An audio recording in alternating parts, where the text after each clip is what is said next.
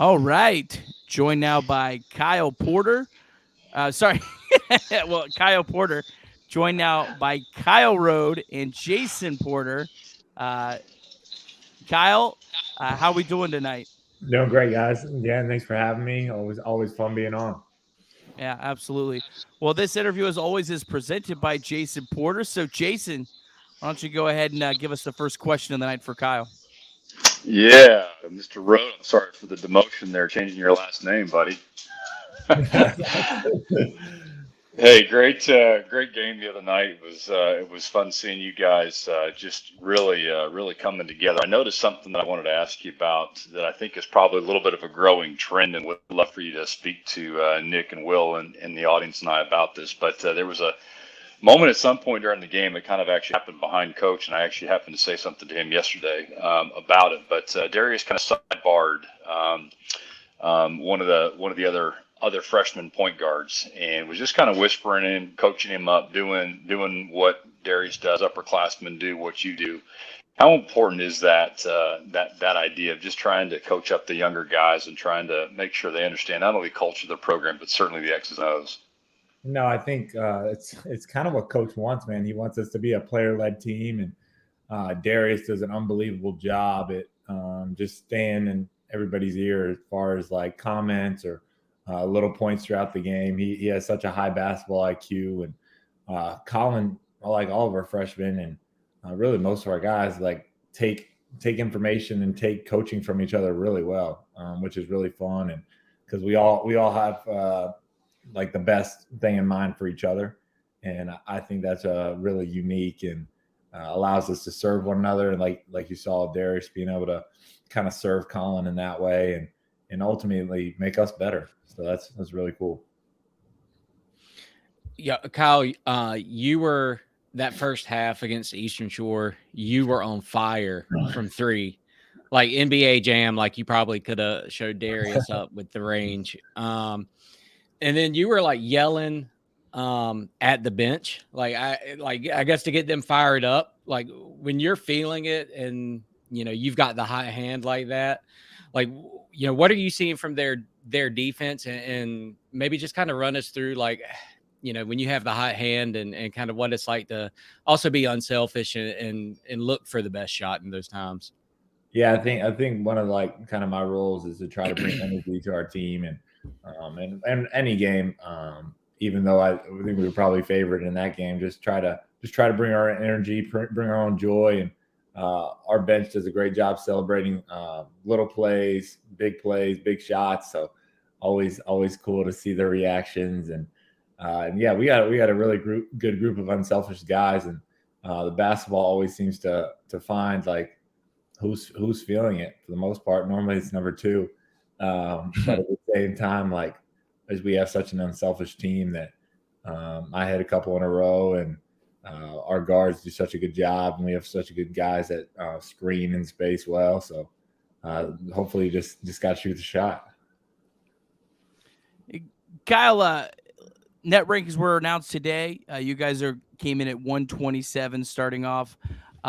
Two-part question for you. First part, any thoughts on this ranking? Was it kind of where you guys thought you were going to be? Were you think maybe a little higher?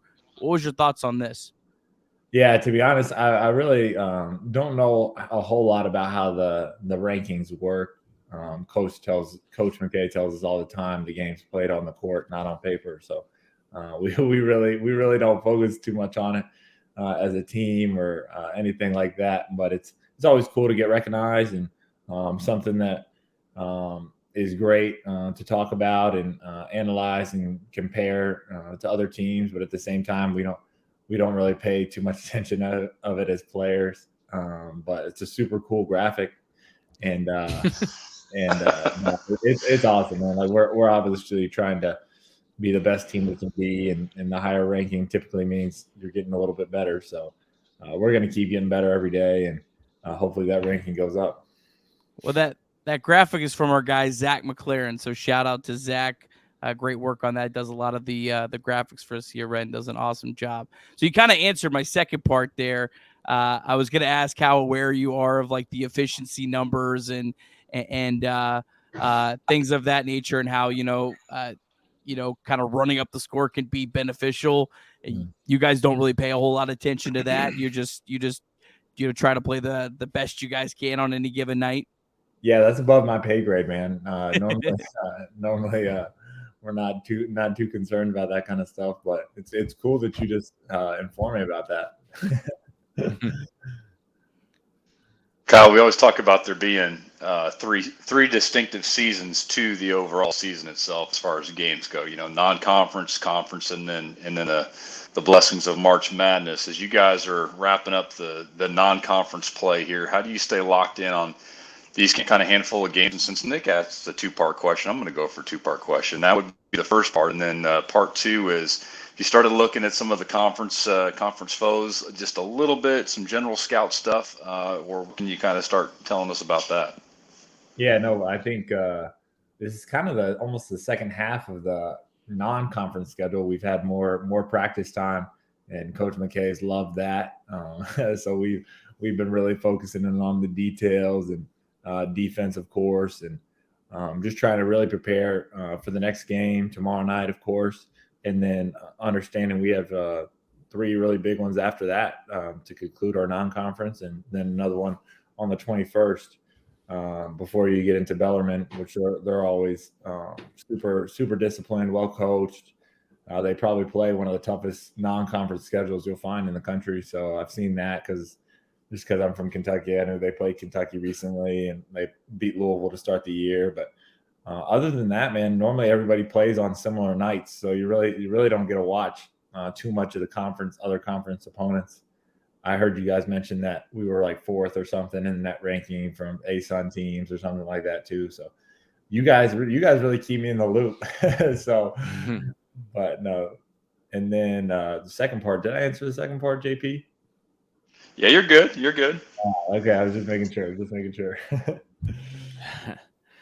Hey, I know Nick's probably going to ask a really intelligent question here in a moment, but I'm here for the hard-hitting questions, Kyle.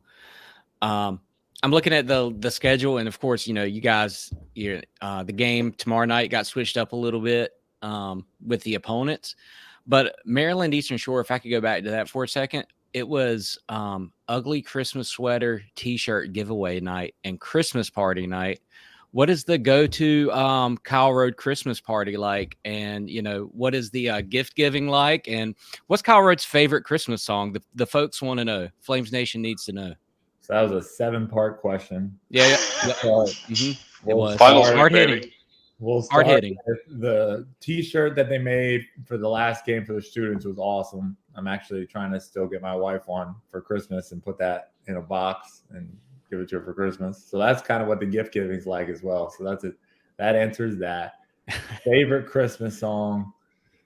The only one I can think of right now is Jingle Bells. So we'll say Jingle Bells.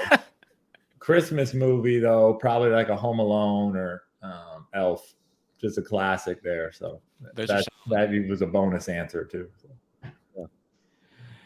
All right, since Will's put the pressure on me. So, Kyle, you guys are 2nd in the country right now in percentage of shots that have come off an assist.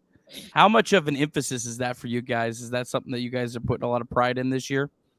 Yeah, I think kind of every team I played on since I've been here has had really unselfish guys, and I think that's almost just a testament to that, and having guys that can create their own shot but also create for one another. And Darius attracts so much attention, of course, and his unselfishness and being able to pass. Collins added a great value to that too, and being able to take pressure off and handle the ball. And we got so many guys that set up assists that don't even get recognized most of the time because they're the ones screening, and that there's no screen stat in the box score that I'm aware of, but they do such a good job of getting other guys open. And so it's really a testament just kind of to the whole team, because that's kind of what assists come down to, and getting great shots. Very good. Kyle, yeah. No, go ahead. No, go ahead, Jason. You got another question? I was just gonna say, you guys had 2 days off. If I know you forgot what that's like, but man, how was the break? What'd you do? How are the legs? Are they coming back? Feeling good? Yeah, no, yeah, 2 days off, and 2 days off in December doesn't happen very much, but coach does such a good job, like work-life balance, and we have a veteran group of guys that stay locked in. We gotta see Shrine on our off day, our athletic trainer at the LAC, so that's always fun. And get in the pool recovery tubs and run underwater treadmills and do fun stuff with him. So that was a little off day yesterday, but it was great, man. Like coach and our staff, he does such a good job of just really caring about our physical health, mental health, and so 2 days off is sometimes it's really uncommon, but it was cool. Yeah, very good. Well, thanks so much, Kyle. Jason, got a question for you. How critical is lending peace in getting the process started? Yeah, I appreciate that, Nick. It's definitely one of the foundational blocks here as we start talking about the new home ownership, or that path for people as they're looking into buying or doing something with the home buying process. And I've said it before, and I'll say it again, that the team that we've got assembled with local lenders here is incredibly important. And they're the ones who obviously set your shopping budget, if you will. They're the ones who will review your finances and get into all the nitty gritties of the numbers. And it's incredibly important to have that ready to go so that we kind of run parallel tracks. I'm working on the real estate side with you, and then a lot of my local lender partners are working on the financial side. And when those two come together, man, we're ready to rock and roll. So that lending piece and that mortgage piece is incredibly important, and something that I can help anybody out with. Awesome. Well, thanks so much, Jason. We really appreciate all of your support, helping make these shows possible, and not just that, but you being such a great fan of Liberty. I know this is our basketball show. Normally, I'm a stickler. We got to stick to basketball. But Jason, I got to ask you about the head coaching hire. What was your thoughts on that before we get you out of here tonight? Yeah, I think it's a home run. Bring in one more sport.